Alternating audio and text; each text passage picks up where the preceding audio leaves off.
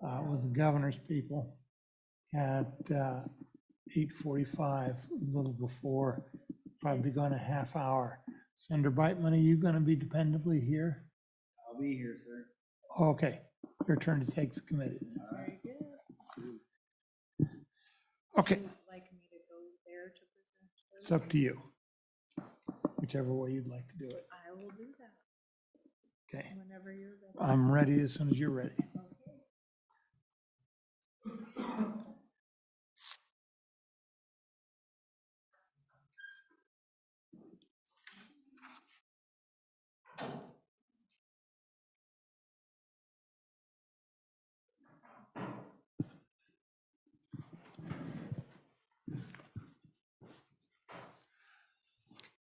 Okay, we'll go ahead and get started. First bill is Senate File 143, Senator Steinmetz. This one is yours. You're on. Thank you, Mr. Chairman and committee. And today I bring to you the Wyoming Freedom Scholarship Act number 2. We have mirrored it in the House as well. And so, as you know, the Wyoming Freedom Scholarship Account is an ESA program, which is an education savings account, and it is funded with state funding from unrestricted sources. ESA program funds are distributed into a state-established account for the benefit of a child's education. Parents who request to participate in the program will sign an agreement with the state to use the ESA program account funding exclusively for their children's education as prescribed by law. Parents are bound by the agreement with the state, and the state agrees to allow parents to choose the source of education for their child only upon a parent agreement to follow the education requirements as outlined in the bill, which will fulfill the basket of educational goods required because of prior litigation. The state retains control of the use of the funds, while the parents choose the method to fulfill the basket of educational goods.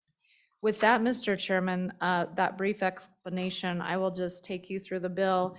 And if it's okay with you, I would draw your attention to an amendment that is on your desk, and I will work that amendment through as we go through the bill. Okay. So committee, on page 2, that's where the definitions start.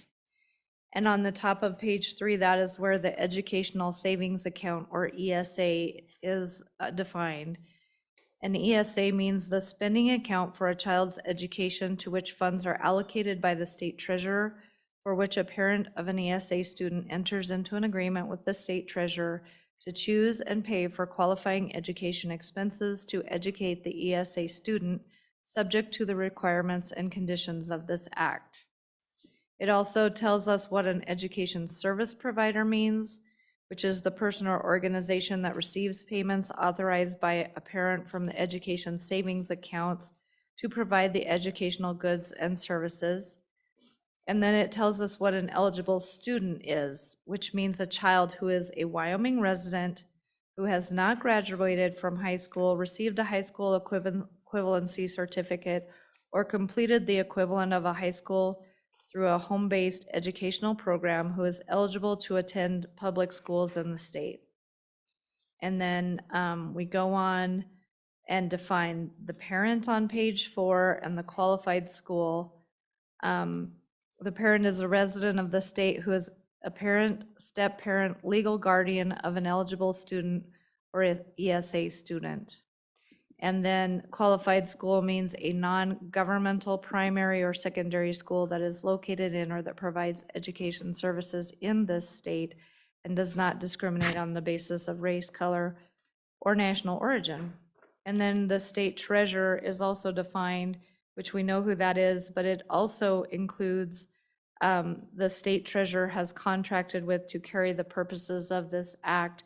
So he can contract with a third-party administrator to provide these services rather than have them all in-house if he sees a cost benefit to that. Going on to page 5, that deals with the funding. The total to be deposited in the ESA for a student is $6,000 and is adjusted annually by the state treasurer for the costs of inflation. That's line 3 and 4.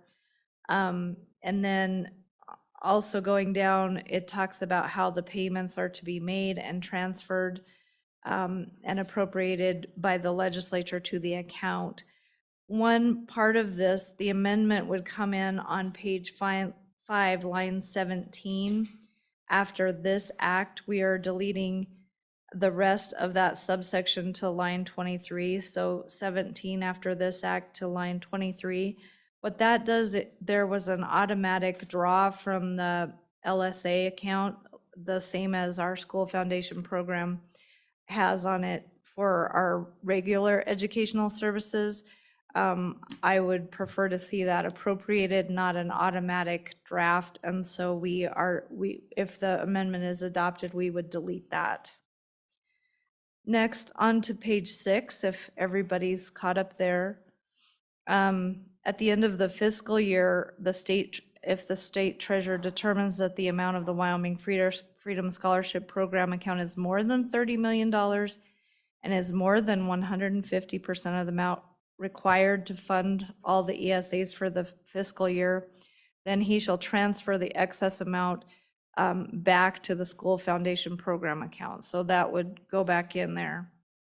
And then also on the next amendment is on line 12 of page 6, and we are going to change on line 12 monthly to quarterly. We felt it would be easier to administer, so we would just be changing monthly to quarterly on line 12.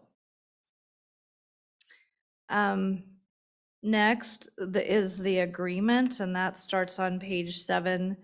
This is just all of the things that before the participation of the ESA program, the parents of the ECA student shall sign an agreement. And this is just all of the things that the agreement has to comply with and the parents have to agree to with the state treasurer.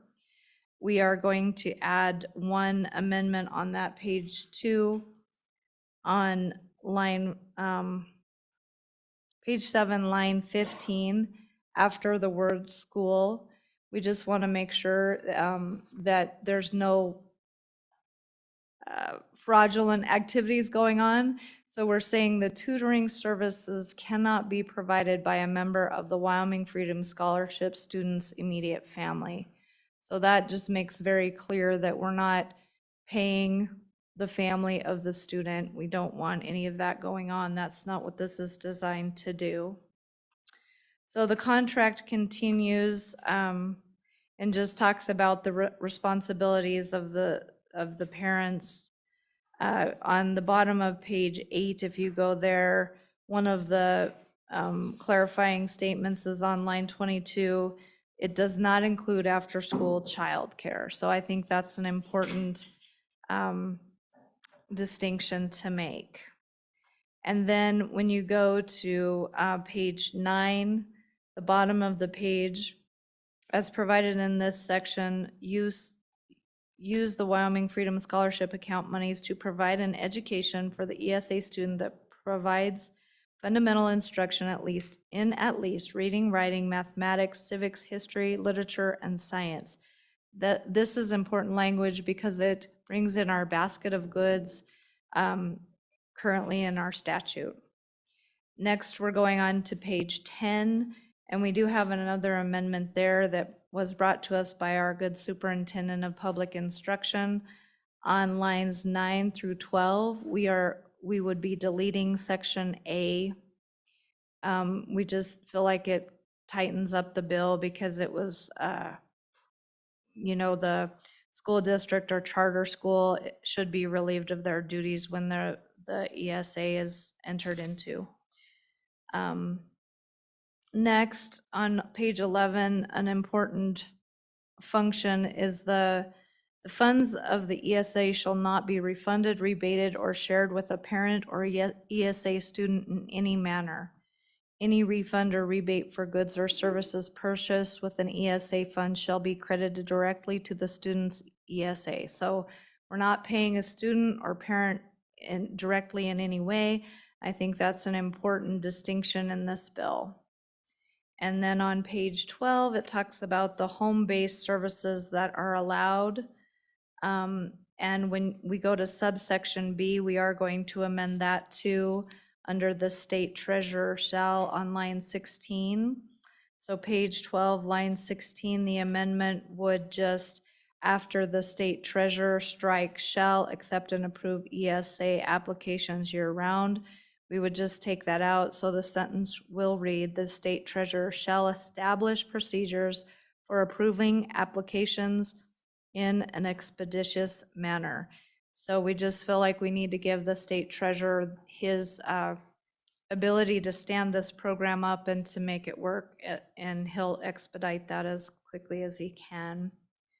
And then on page 12, that starts the application process where we just amended that.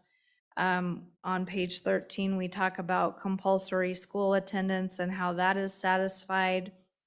There is an amendment on page 13, line 15, and if you look at the amendment that was provided to you, that amendment just takes care of enrollment preference. If there's not enough funds to go around for the influx of people who want to use them, we're making sure that students that are currently ESA students or their siblings are eligible first, so that we take care of the students currently enrolled rather than adding new people if there's not appropriate funding. On page 15, page 14, we also are going to make an amendment, and that's just clarifying some language there. So we are going to, lines 8 through 13, we'll delete that section on page 14. And then on subsection I and line 5, we will just insert the words annually provide. So it will say annually provide notice of intent to participate in the ESA program. We thought that was a cleaner way to state that, and that would be the end of the amendments that we would be proposing.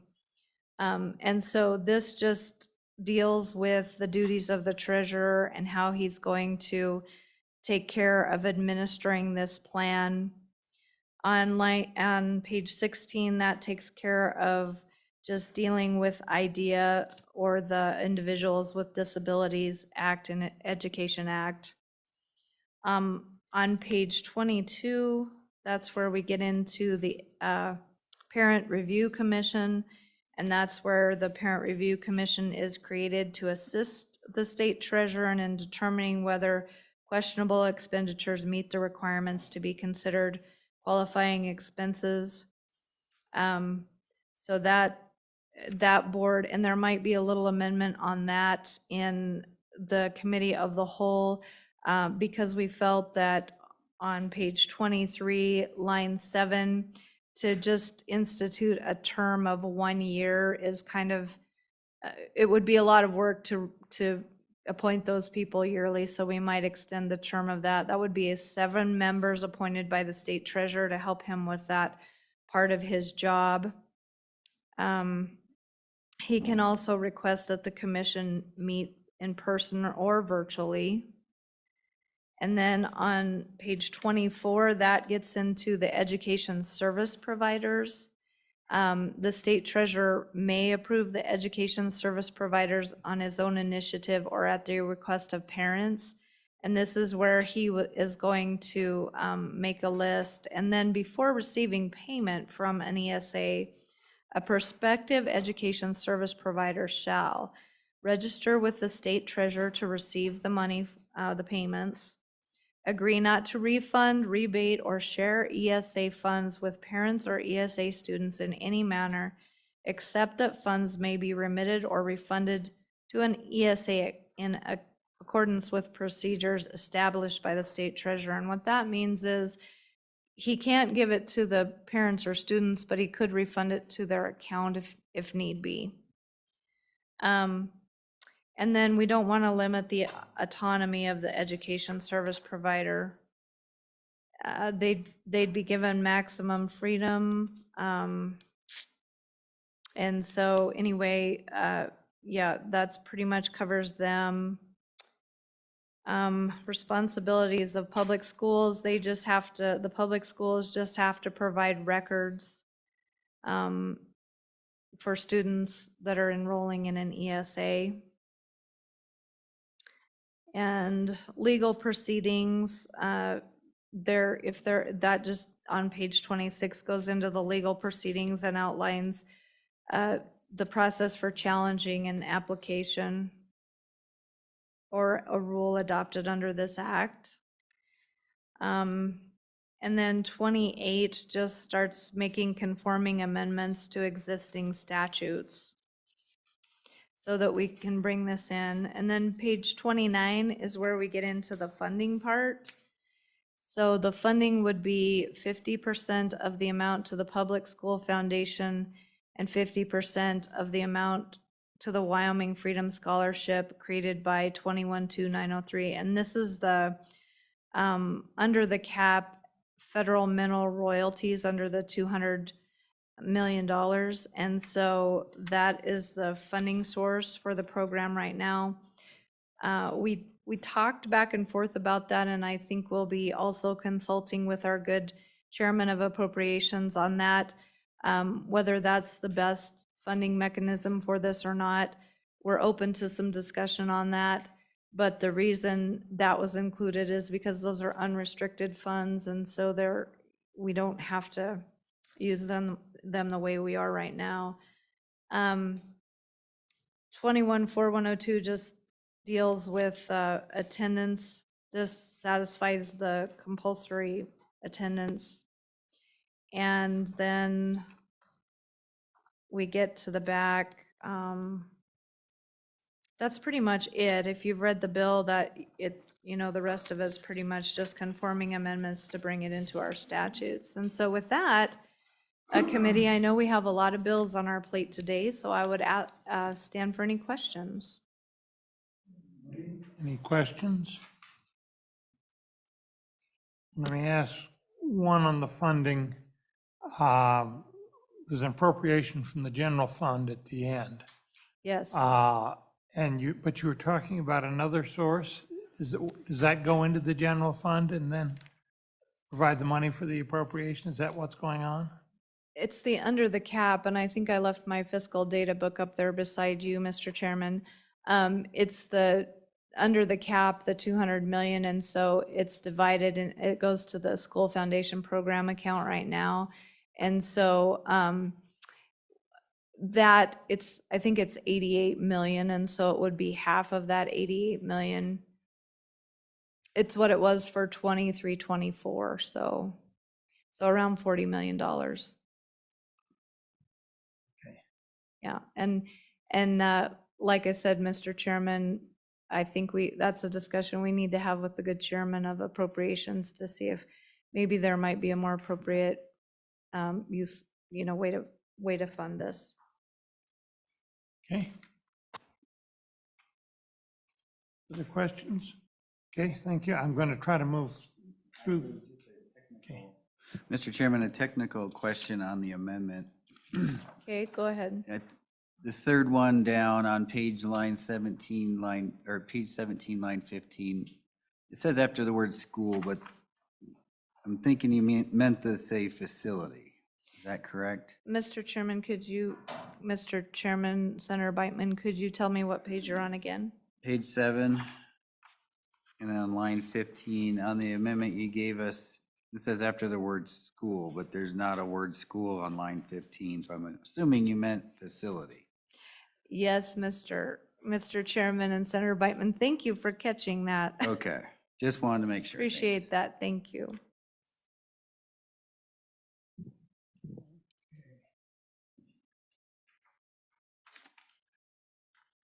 Did you get that? Yeah, okay. Further? Okay, thank you very much. Thank you, Mr. I'm going to Chairman. hear from the State Department next, and then I'm going to go through public testimony as rapidly as possible. We've got a major bill up behind this, and this one does have 3 co-sponsors in the committee, so.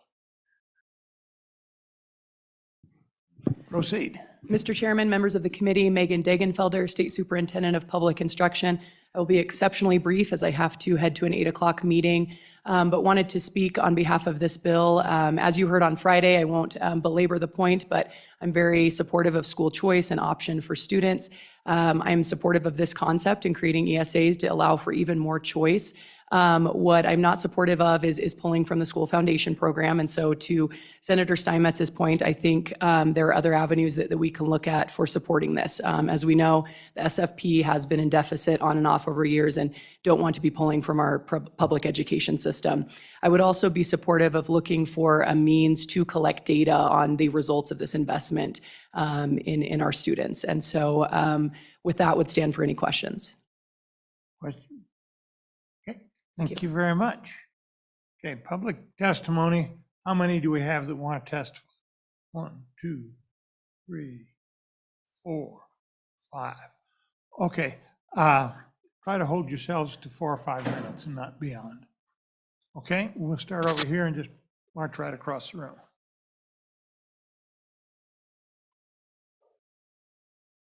Somehow, this isn't the treasurer's office, are you? Go. It sure is, Mr. Chairman. Good morning. I'm Dawn Williams, Deputy State Treasurer. Boy, do we find ourselves confused about why we're here. Education is not at all within our purview of expertise. And so I have several comments for you this morning, and I don't know if I can keep in 4 minutes, Mr. Chairman.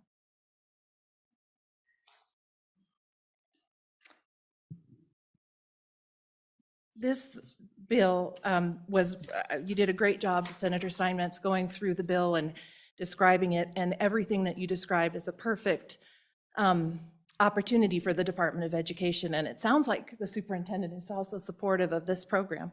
And we're not here to speak to the merits of the program or not, just what the state treasurer's involvement is.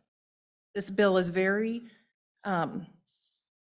specific to our responsibilities, and again, they don't at all conform to what we're used to doing, and we hesitate to be involved with something that we don't know anything about.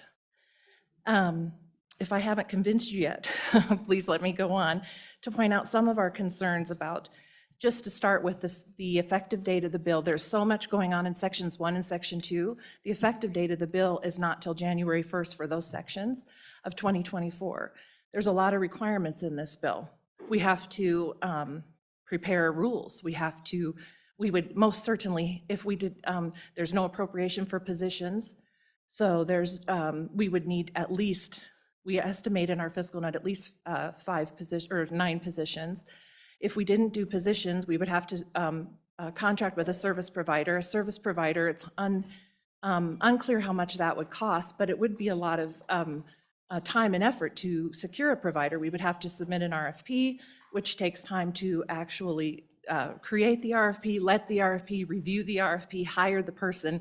Then we would hope that provider would help us with those rules.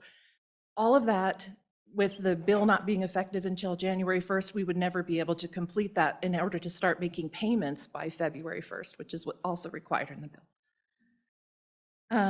There's also requirements for auditing that we'd have to set up for auditing. There's a hotline that we would have to set up. All of these things are going to cost money and time. The maximum appropriation for the bill under this amount is the appropriation is $30 million. Maximum of 5% can be used for administrative expenses. That's 1.5 million. Just for the, I don't believe, Mr. Chairman, that is enough money to get this done.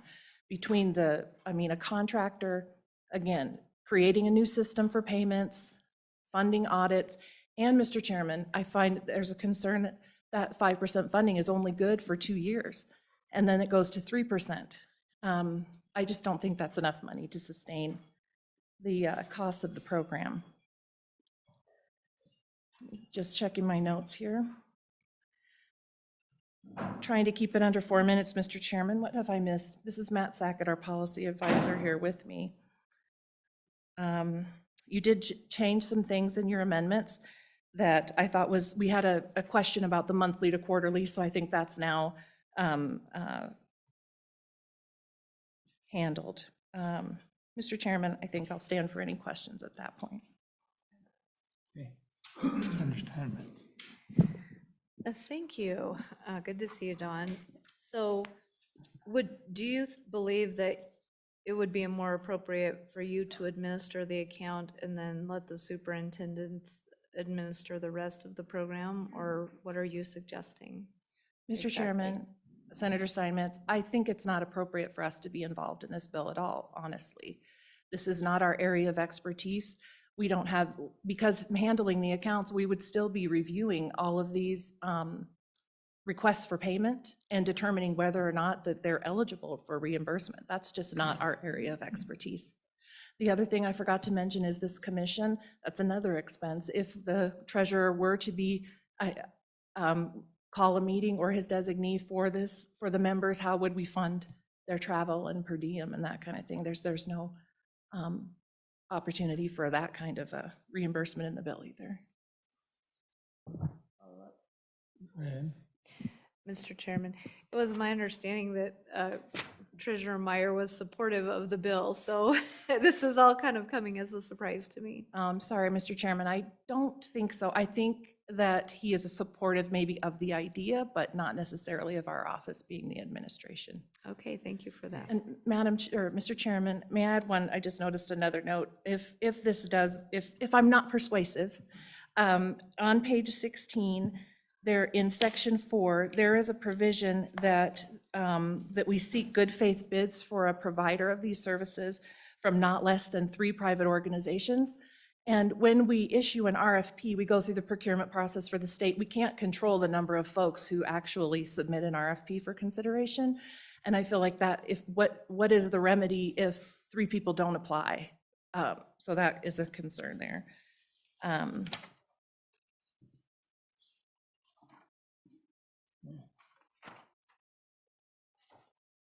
I think there may be some legal reasons that we don't want this administered by the state superintendent's office. So maybe there have to be some consultation on where's the best place. Family services might be another option. But right now, you're it, and the funding questions you'll have to take up with the Appropriations Committee.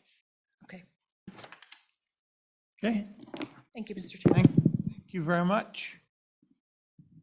Teachers Union, you're next.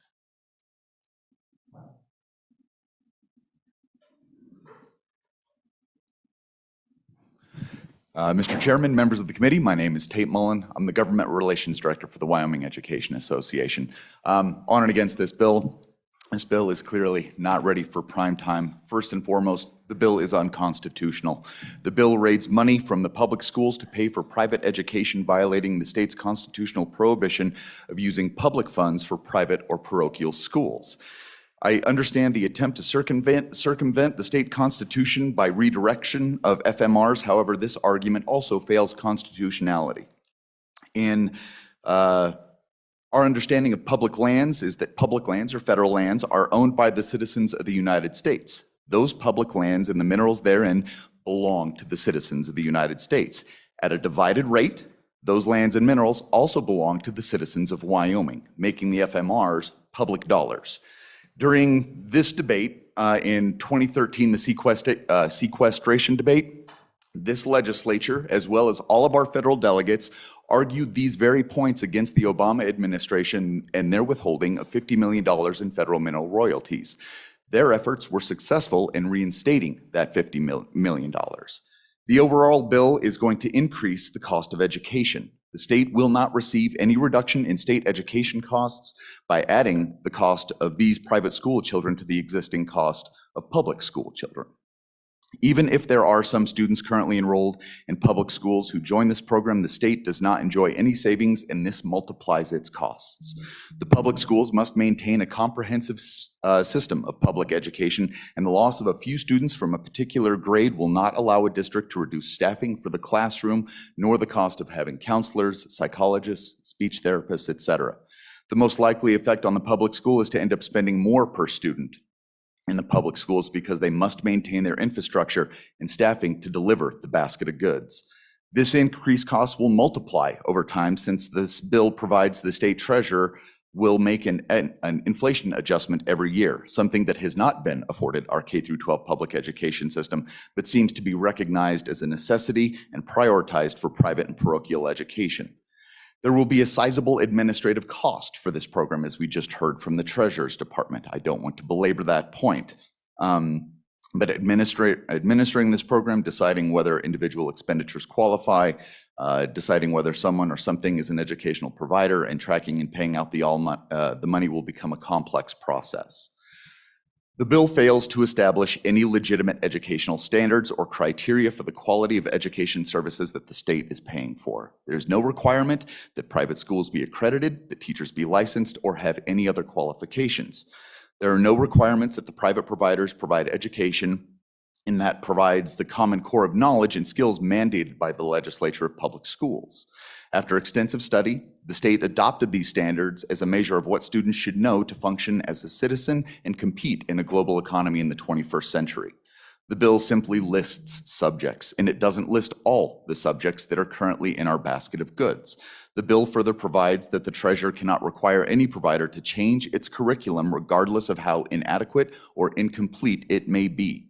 Students enrolled in this program are excluded from the requirement to attend public schools. Thus, a student who participates in a program that is incomplete or lacks inadequate quality is still excused from school attendance. As established in the definitions, the only requirement to be an educational service provider is that they be a person or organization that receives payment authorized by a parent from educational savings account to provide educational goods and services to the ESSA. There is absolutely no criteria for measuring educational goods or imposing any standards or requirements on providers. There's no substantive consumer protection measures anywhere in this bill. There is inadequate oversight and accountability to make sure that taxpayer dollars are well spent. The bill's efforts to prevent fraud or misuse are centered on an after-the-fact actions to recover money or seek legal action after the damage is already done.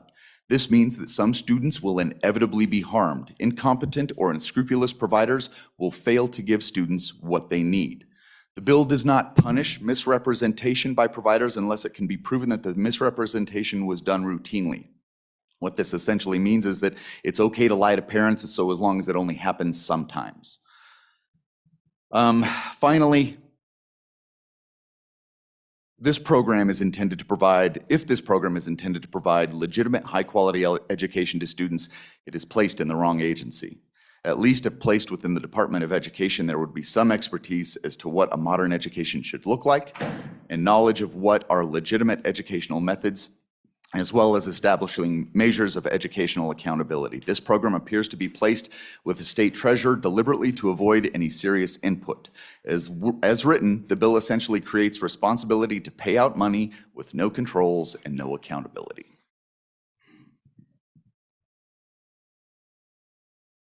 And with that, I'll stand for questions. Is a safe summary of your testimony that you're against it? Chairman Scott, yes, we are against the bill. Okay.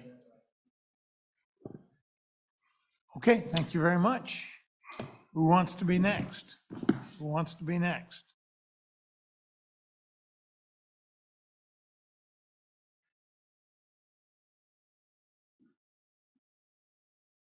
Yes, sir, Mr. Lindholm.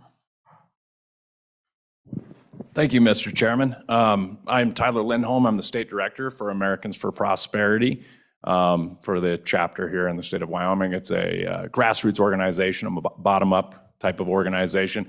And Americans for Prosperity has been behind these types of pieces of legislation in numerous other states successfully. Wyoming's not the first state to look at something like this. In fact, several states have ran it in a manner that has actually benefited quite a bit. In fact, there's several studies out there, and I'm happy to provide those studies to the committee after you've voted, if you'd like, or I could hustle and get those emails out to you while you're actually considering this legislation in advance. What we're looking at here, Mr. Chairman, is, or what we have seen in other states that have adopted legislation like this is, it's actually a relatively small number of students that do enroll in this type of education, parents that do decide to make those decisions for their children. It's relatively, I think the highest population percentage is under 5%. Now, that's not a ding against the bill. What that actually means is that public schools are relatively doing a good job. But that doesn't mean that we should throw the baby out with the bathwater. We should provide choice. We should provide those opportunities, especially here in the state of Wyoming, where we do value education as much as we currently do. We should help that out even more, because there are certain situations where the public school option is not exactly best fitted for certain students. I myself, Mr. Chairman and members of the committee, have 4 children, and 3 out of my 4 children do exceptionally well in a public school environment.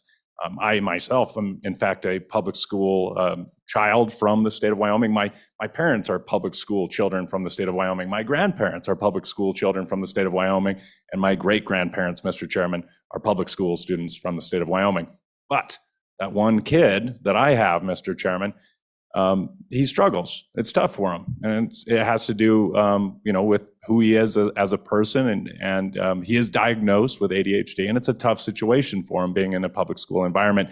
And that public school does their very best to be able to help him out. If I had the option to be able to pivot him and use my tax dollars for the benefit of my child, I would absolutely do that, Mr. Chairman and members of the committee, for the benefit of that child. And that's really what we're talking about here, is we're talking about local control. And there's nothing more local than the kitchen table with parents and children involved right at that table. So I would ask you to support this legislation and move the ball forward for parents and for children in the state of Wyoming. And with that, I'll stand for any questions. Okay, thank you very much. Thank you. Delancey. Good morning, Mr. Chairman, members of the committee. My name is Cindy Delancey, and I'm the president of the Wyoming Business Alliance. I know time is short, and there's probably others that would like to speak on this, but I just really wanted to remind the committee that the business community is fully invested in providing options for our citizens. In Wyoming, we are the kings and queens of options. We love our options, and this is yet just another option for us to be able to offer parents and students that maybe have alternative needs, as was just previously testified by the last witness. So again, we ask that you can continue to provide tools in the toolbox so we can all be at our best in Wyoming. Thank you, Mr. Chairman. No questions? Thank you very much.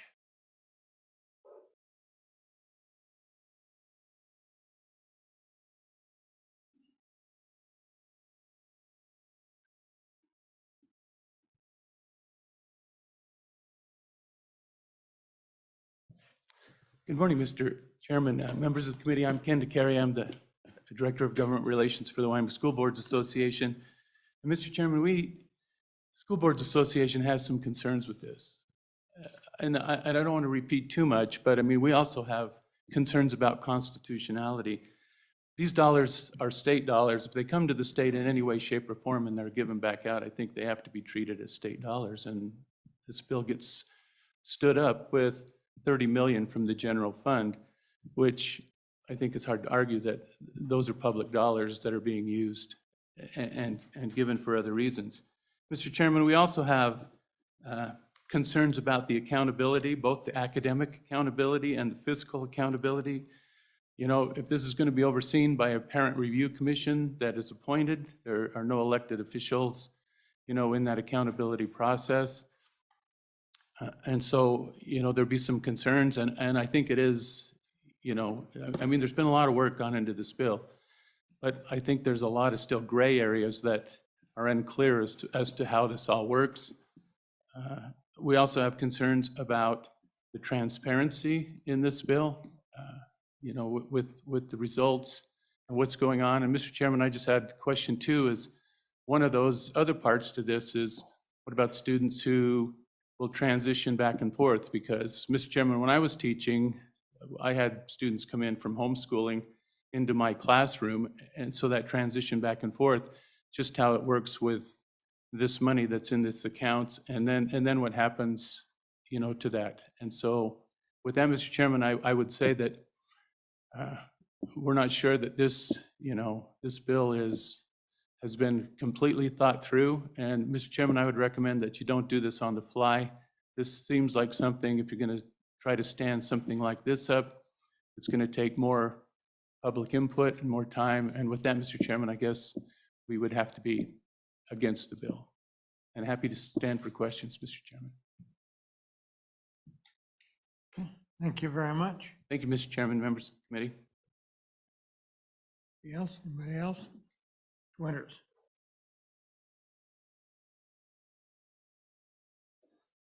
Mr. Chairman, Committee, Nathan Winters, President of the Wyoming Family Alliance. I just want to get on the record real quick.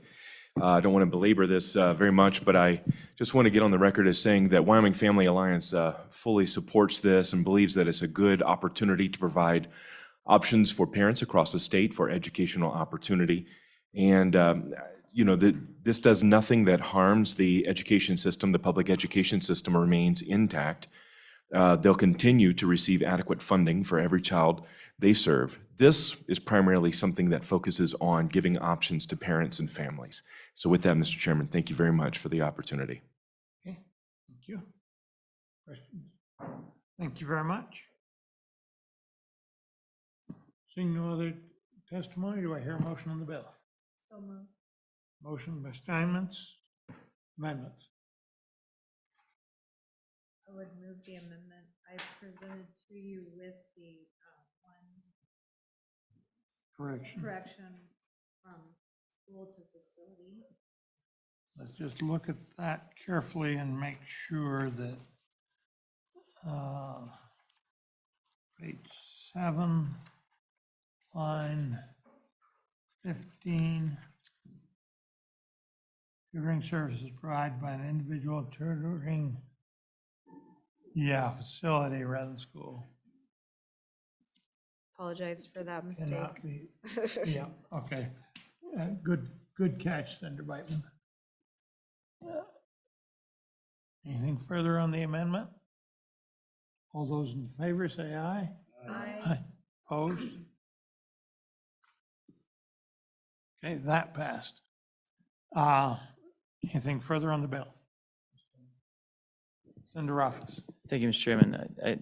I do have concerns about this bill, and I realize that there's probably nothing in the universe I could say that would change anyone's view on this bill at this point in time, which is regrettable. But realistically, we know that it's structured in a way that is inconsistent with the interests of the executive agencies. It's a very comprehensive bill. It's the kind of thing that should be an interim topic if we were to do it right, particularly if we were trying to do it in a constitutional way, but I honestly don't think there's any interest in having this be done in a constitutional way. I think there's a great deal of comfort in having it just be unconstitutional. It is contrary to the interest of public education. It draws away an estimated $44 million a year, which is apparently, again, of no consequence, that would be drawing away $44 million a year from the school foundation program in a way that's inconsistent with the Wyoming Constitution. I don't know what we're trying to do to public education, and the idea that more options in the quiver is always good when they're bad educational options for our students does not strike me as true. So I'm disappointed that we're going to move this bill forward, but I know that's how it's going to go. Okay. Other comment? Question being called. Call the roll, please. Senator Beitman. Senator Brennan. Aye. Senator Rothfuss. Senator Steinmetz. Aye. Chairman Scott. Aye. 4 ayes, 1 no. Okay. Next bill for our consideration is the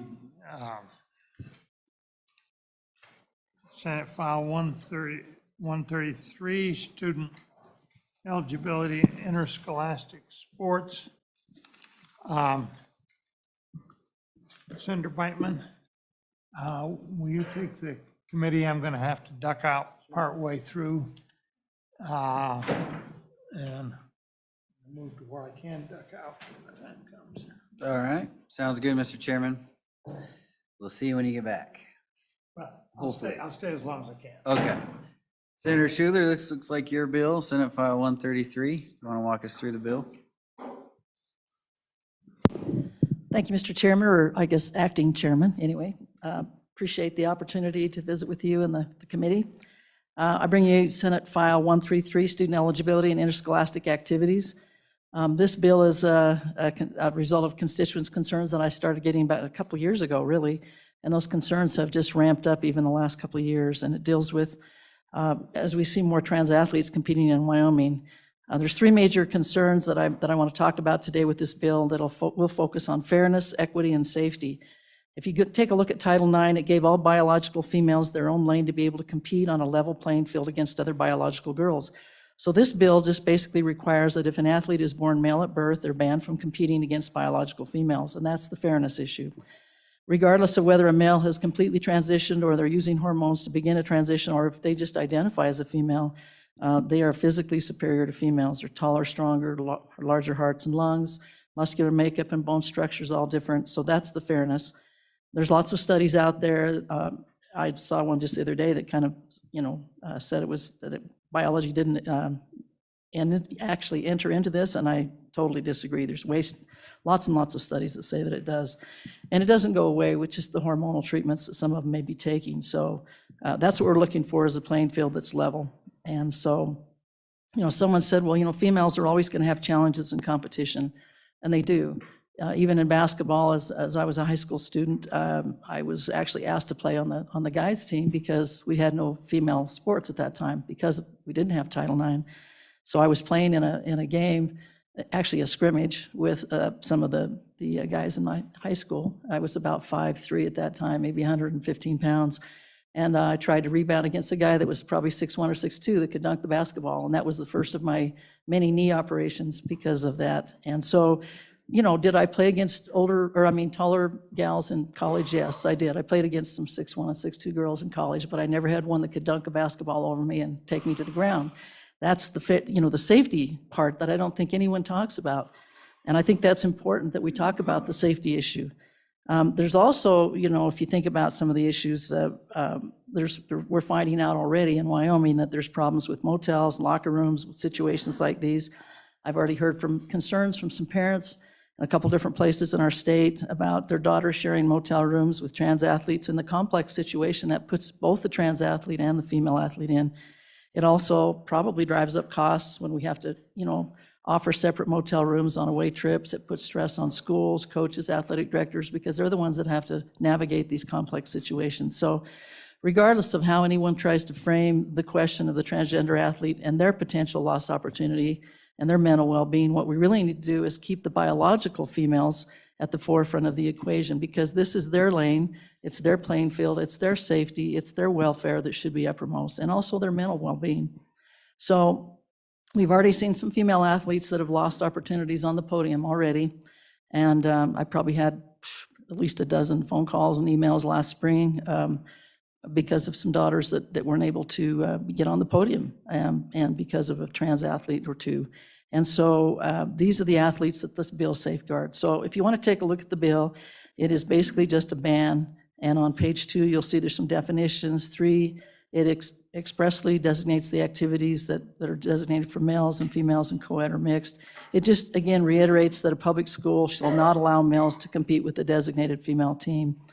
Page 4 is the immunity for schools for maintaining those separate activities. Page 5, more definitions. Page 6, if you want to take a look at that, is kind of an important part of the bill. It just discusses how this article would be effective only if a court invalidates or enjoins the ban. And this is when the AG would notify the governor, and then that's when 2125-203 comes into play. And that's the School Activity Eligibility Commission. If we're not enjoined and if we're not litigated, the ban will just be really what the bill is all about. If we do get litigated, then we will have this commission. It'll be a neutral panel made up of a current or former athletic director or coach, a mental health professional, a parent of a student, and then 2 at-large positions. And this commission will be appointed by the governor. Page 8 and 9 lays out the commission's duties. They'll promulgate rules to determine eligibility. And if a student obtains approval, they may choose to let them participate. All the proceedings are confidential. The trans student must notify the athletic association, who then notifies the commission, and then they'll schedule the meeting within 30 days. They can meet with their parents or guardian and any medical or professional that they choose to have in there. It can be done electronically. It doesn't have to be done in person. And then the commission will take a look at some of those safety issues that I talked about and what types of competitive advantages that might be there when they consider the outcome. The important part of this commission, I think, if we have to use it, it's a backup plan, quite frankly, is they'll make the final decision instead of the school where that trans athlete is competing, having to make that decision. And what I've found out is that it's really a lose-lose situation, no matter which way the athletic director chooses right now. If they choose to let the trans athlete compete, then they're kind of eviscerated by that. If they don't let them, then there's issues on both sides. So this neutral panel gives other schools, also the other schools in the conference should have a say, and they don't right now. And so this neutral committee will make the decision, and it'll be a more fair, I think, and palatable decision for those schools that are competing against schools that have trans athletes. So as of July 2022, there's about 18 states that have banned trans girls from publicly funded sports. So will this be litigated? I don't know. This bill is basically, it's basically Utah's bill is what it is. I changed the bill I had from last year, and Utah's bill went into effect July 1st. Basically, the governor vetoed it and the legislature overrode his veto. So really, the reason we need this bill is that the Wyoming High School Activities Guidelines, they don't work for ensuring fair play for our biological girls. Basically, the Wyoming High School Activities let schools determine the eligibility, but it also says that schools should consider letting them participate in accordance with their gender identity. They don't have to go through transition. And they only get involved if a school requests a review of that decision. And I don't think that's fair. And that's the fairness issue that I talked about at the beginning. So there's other activities out there for our trans kids that they can compete in. There are co-ed and mixed level sports where their safety is ensured for our girls. And there's also lots and lots of co-curricular activities. A lot of them can get involved in speech, drama, band, choir, FBLA, FFA, so on and so forth. But we do have trans athletes competing right now in Wyoming in both team and individual sports. Some of you may not know that, but we do. So this bill is not a solution looking for a problem. We had a few, less than a handful to begin with, and now we have more than a handful of students that are competing. And I think Title IX has been around for 50 years. It's assured equality and equity and fairness for our biological girls in Wyoming. We need to continue to have a level playing field where their physical, mental, social, and emotional well-being is paramount.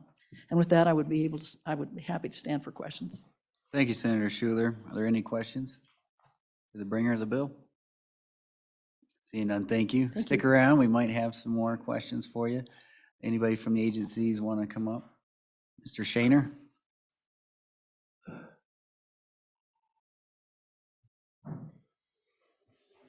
Good morning, Mr. Chairman, committee members. Dickey Shaner, Wyoming Department of Education, speaking on behalf of Superintendent Degenfelder this morning on this bill. This is a very challenging topic that all states are trying to determine what works best for them. And the superintendent just wanted to share that she supports this bill. There are efforts at the local level and with the High School Activities Association trying to balance the needs of the individual students versus all the students participating in sports and activities, and it's difficult, but I think that the sponsor really laid out some of the key issues related to this, and having this sort of impartial state entity helping ensure that fairness is looked at from a statewide perspective on each individual case. So the superintendent does support the bill, and just wanted to point out a couple possible tweaks. On page 7, line 15, we thought it might make more sense to say a medical professional than just a mental health professional. And then another thing to point out on the bottom of that page, starting on line 21, where it says all members of the commission shall be required to constitute a quorum of the commission for the determination of the eligibility of a student. And then for everything else, it's just a majority. That could result in one member sort of holding the process hostage if that person chooses not to show up and get a quorum when there's a student eligibility determination. So it might be something to consider, that you're essentially giving one person a veto over that process if that's put into place. And then, The last thing I would say, we put a $30,000 fiscal note in there, which we think, knowing what we know now, will help us in terms of getting any legal support we need to promulgate rules, any help we need facilitating this board in their meetings. But, should the number of these sort of determinations increase significantly, the cost would go up, and particularly with, on page, let's see here, page 14 and 15, starting at the bottom of page 14, lines 22 and 23, and moving on to page 15. We're not certain what the costs would be, but the commission offering a voucher to cover the cost of a diagnostic assessment for these students. Again, hopefully right now that doesn't become sort of a significant financial burden, but it's just something to keep in mind if in fact there are a lot of cases that come before this commission. So with that, Mr. Chairman, that's what I have from the superintendent. Thank you, Mr. Shaner. Any questions for Mr. Shaner? I have a quick question on you mentioned, you kind of alluded to the fact that you might start the process of standing up this eligibility commission. It is my reading that this is only affected, that commission only comes into play if a court were to strike down our law or enjoin us from doing this. So would that be getting the cart before the horse there, or is it something that could wait? Yeah, Mr. Chairman, through you, certainly we would wait to see how the legal situation plays out before any sort of expenditures or moves were made. Senator Scott. Follow up. Am I right in thinking the fiscal note applies only if we do go to the commission and need to? Mr. Shaner? That's our understanding. Okay. Mr. Chairman, through you, Senator Scott. And Mr. Chairman, I think that does remove the, any requirement for any appropriation here. The legal system is slow enough. Okay. Yeah, that's a good point. Okay, any more questions for Mr. Shaner? Thank you, sir. Thank you. Anybody else wish to testify on the bill? Come on up. I'm going to have to go to meeting of the government. If we get this done, go ahead and start on the segregation, the bill segregation teachers. We'll hold the vote. Okay. I thought there'd be a lot more people who testify. Yeah, I do too.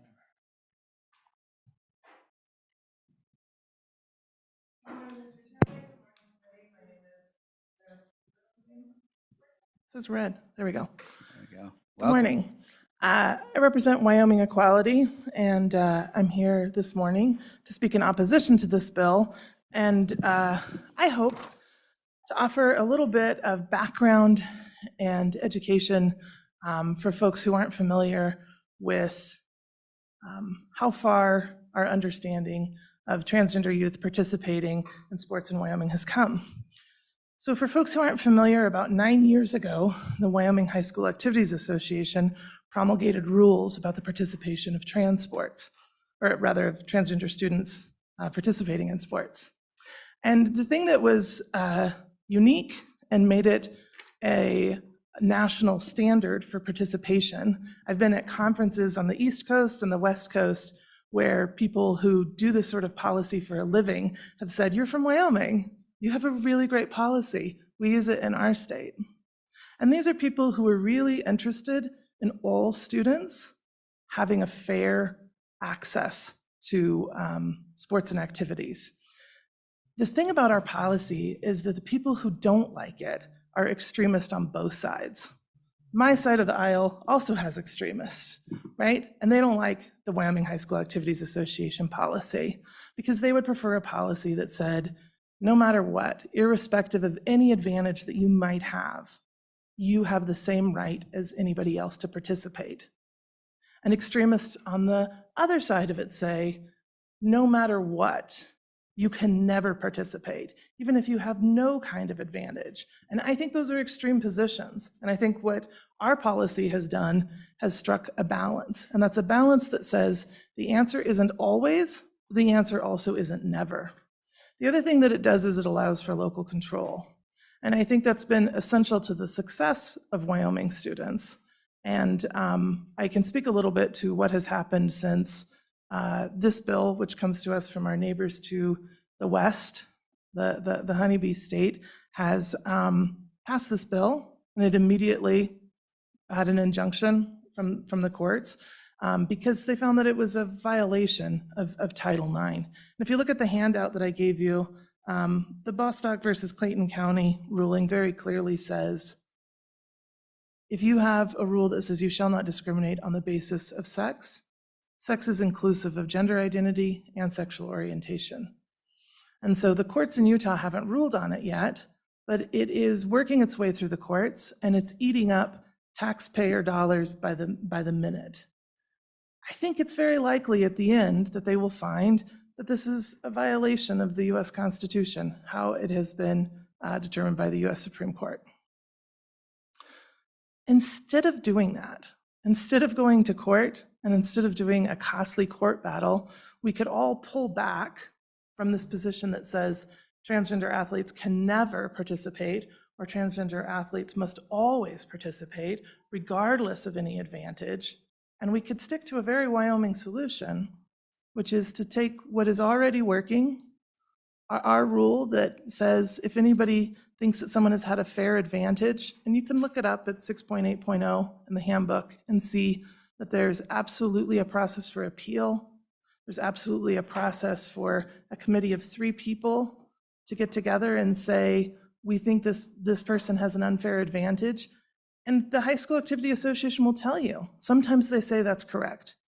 And sometimes they'll tell the student, we're going to find a different place for you to play. Maybe it's intramural. Maybe it's someplace else. That's happened. And then sometimes they'll say, we don't see any advantage here. I brought a student athlete with us last year when we had this bill. And while I'm just a tiny thing myself, it was very clear putting her next to me.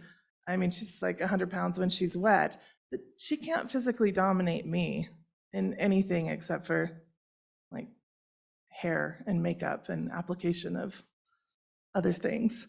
The current standard that we have, the current policy that we have, acknowledges that all students in Wyoming have the right to participate, but it also acknowledges that sometimes there's an unfair playing field, and it addresses that. It doesn't erase it. It doesn't say no matter what, you get to play, no matter if you've been through male puberty and you have physical dominance. To me, that looks like a reasonable middle way. And so I would urge this committee to take that into consideration and to either pass this on to the interim to find a middle way, or to amend this so that it does less harm. And I'm happy to stand for any questions. Thank you, Ms. Burlingame. Any questions? Committee? Seeing none, thank you. Thank you so much. Anybody else wish to testify? Come on up.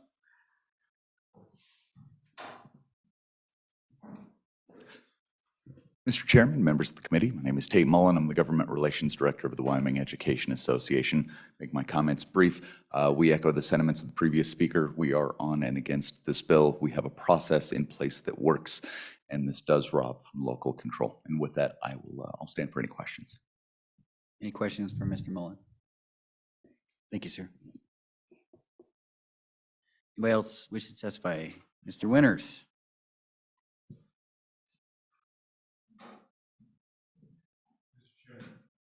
Mr. Chairman, committee, I just want to rise in support of this bill. I really appreciate the work of the senator, and I want to push back on a couple of items that have been brought out. I did hear that the Bostock decision was mentioned here today, and of course, I'm not a lawyer. I want to preface that statement, but Justice Neil Gorsuch, who is the one who made the primary ruling on that, pointed out that in that decision that he addressed the worries that some had brought regarding how far Bostock would go.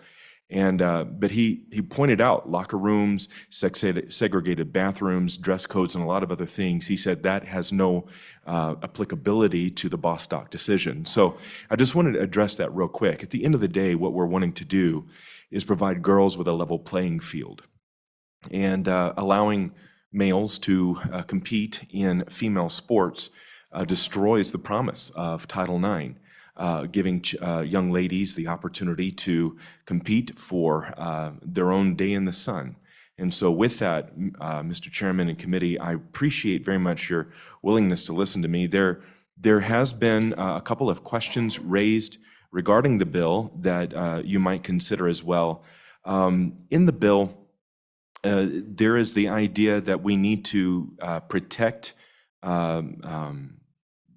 children and parents from retaliation.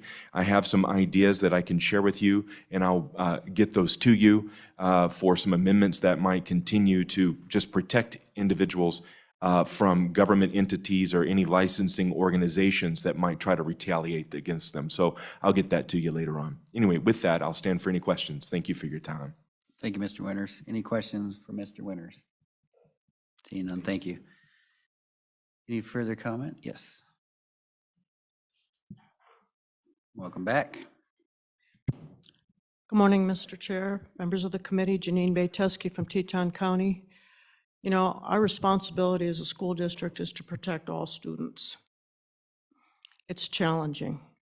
So we support this simply because it puts in place a sense of uniformity across the state versus each district having to make individual decisions, which is challenging to the district as well as the students at play. So we thank you for your consideration. Thank you. Any questions? None? Okay.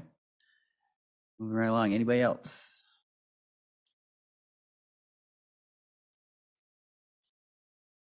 Good morning. Good morning, Mr. Chairman. My name is Bruce Berkland, and I'm a staff person for the Wyoming Youth Service Association. We have prevention programs, crisis shelters, group homes, residential treatment centers, and I stand to we would oppose this bill in terms of we're not aware of we think there's a system in place that addresses this, and our primary concern is that we know that all youth, including transgender youth, need connection in places to belong and feel connected and accepted. With that, I'd stand for any questions. Thank you. Any questions? Seeing none, thank you. Anybody else? Come on up. Good morning. Good morning, Mr. Chairman, members of the committee. My name is Steve Milia. I'm a member of the community. I've had 4 children in the public schools and in sports. I ditto all of the people that previously have supported this bill, and I support this bill myself. And I was thinking that if biological male can identify as a biological female, what would prevent someone who is post-collegiate identifying as a 16-year-old, as they have people out there that do identify as different ages, different sexes, and different ethnicities. So I think this bill is important to get it down to where we know who's going to participate and why they're going to participate, and to protect those people that want to participate. We have male sports, we have female sports, and then we have co-ed intramural sports. So I would ask you to vote for this bill and to protect the sports arena out there for all participants, especially at this point, the ladies. Thank you, sir. Are there any questions? Seeing none, thank you for your testimony. Anybody else wish to testify on the bill? Seeing none. Bill sponsor, do you have anything to add, or are you good? Okay. That public comment is closed. Committee, what's your pleasure? Bill moved by Senator Brennan. Second by Steinmetz. Any amendments on the bill? Mr. Chairman, I have a couple. Senator Steinmetz. Thank you, Mr. Chairman. Just to tighten up a few little bits of this language, and I did check with the good bringer of the bill to make sure these were okay with her. So on page 3, line 22, after compete, strike with a and insert in an athletic activity or. So it will read, to compete in an athletic activity or team is designated for students of the female sex, and then period after sex. And it just tightens up some language there. So in line 23, just put a period after sex and delete the rest of the line, which is in an interscholastic athletic activity. Okay. Staff, did you get? Staff, you got that? Yes, Mr. Chairman. Okay. Any discussion?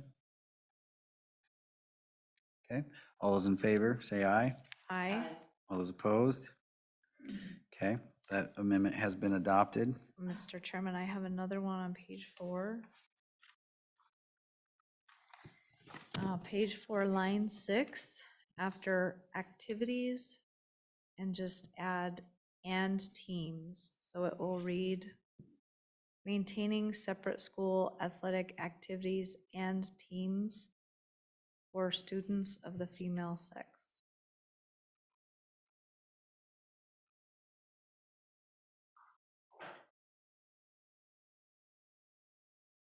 Does that make sense to you? All Yes, right. okay. All right.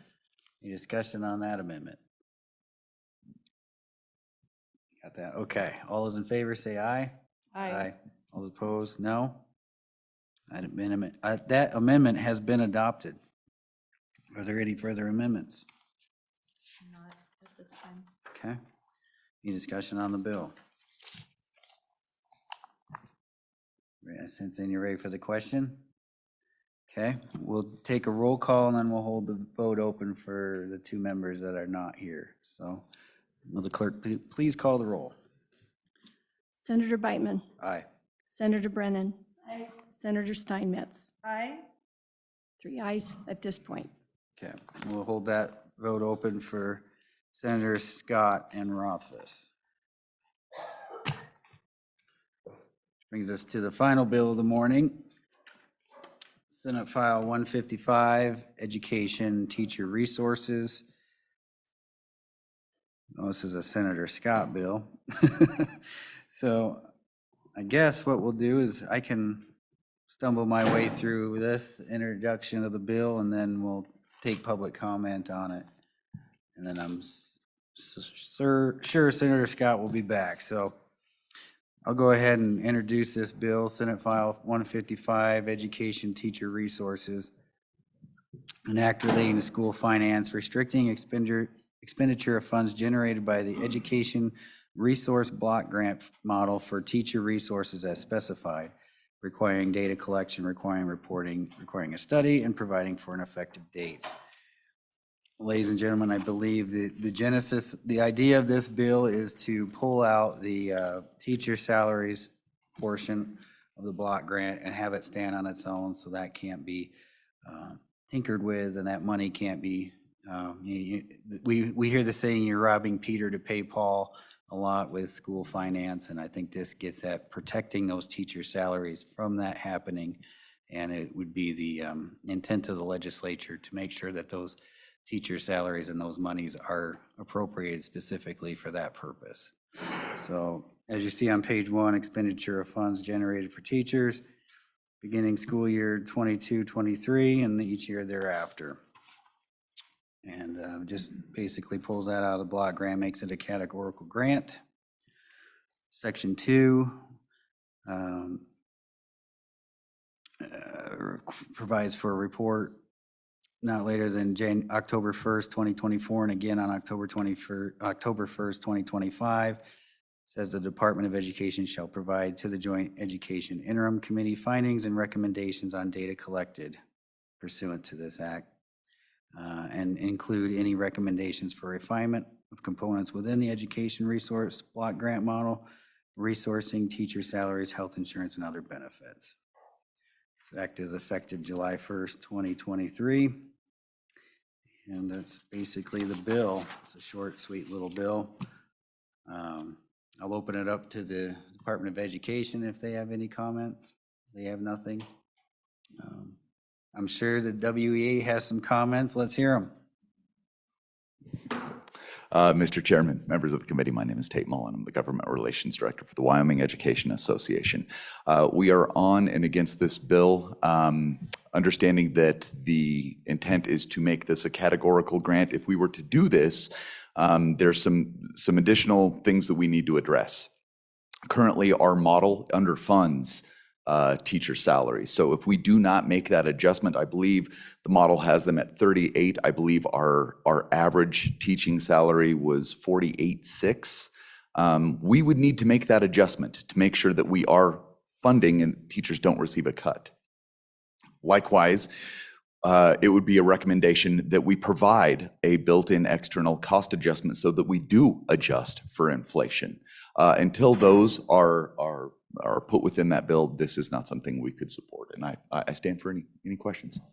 Thank you for those points. I appreciate that. Thank you. Any questions? Mr. Mullen? Okay, thank you, sir. Anybody else? Come on up.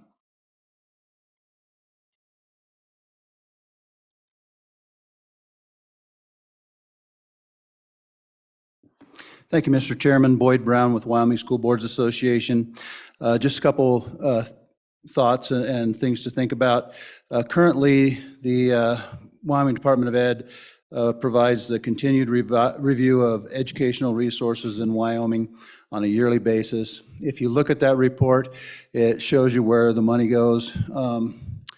Again, I believe the last time I looked, it was 98% of the money that is supposed to be spent on teacher salaries is spent on teacher salaries. Again, we do not hire the number of teachers that are in the model. And as Mr. Mullen said, that money is used to pay a higher salary. That amount is about $6,000 more than the average salary in the model. I do believe that this is a local control issue still, and I think that the locally elected school board members have the best interest of their school district whenever they start looking at this. Again, as you know, we hire fewer teachers. We hire more media and tech staff because of the technology that's gone through by about 200 staff members. We hire 158 more aides than we are allotted in the model statewide.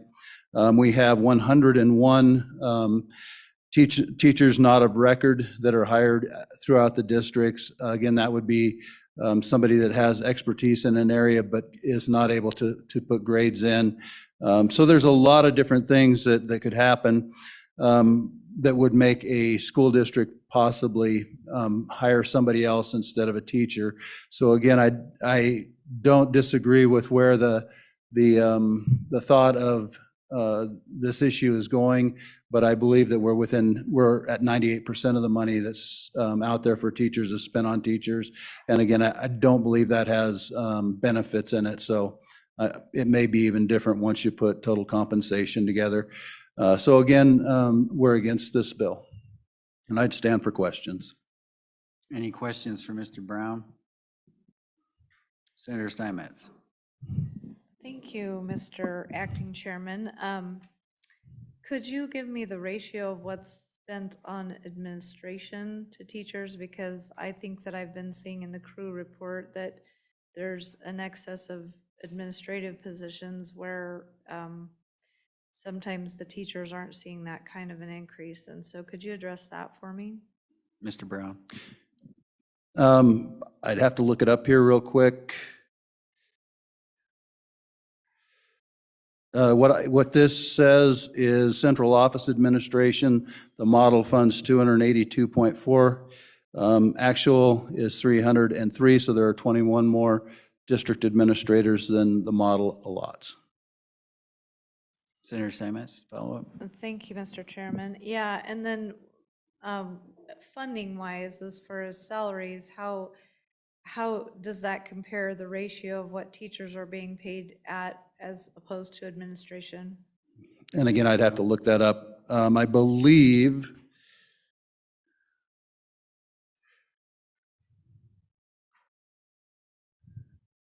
And if you need to get back to us and send us an email on that, I would completely understand that, but those are some of the questions, and I think some of the things that this bill seeks to address is that we realize we want to get the money to the students and to the teachers, and if there are some other components of the way we're expending funds, then maybe we just need to put a few sideboards on.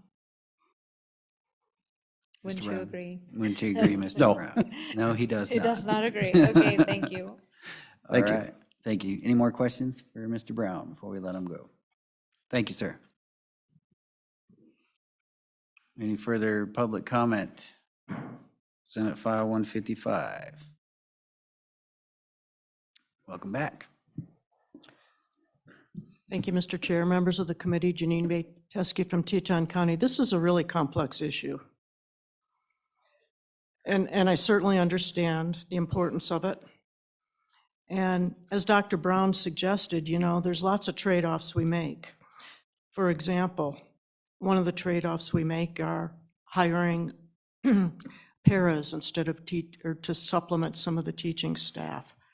So I mean, short of really digging into all of the things that go into this, I will just share with you that in my district, 87% of our block grant goes to compensation.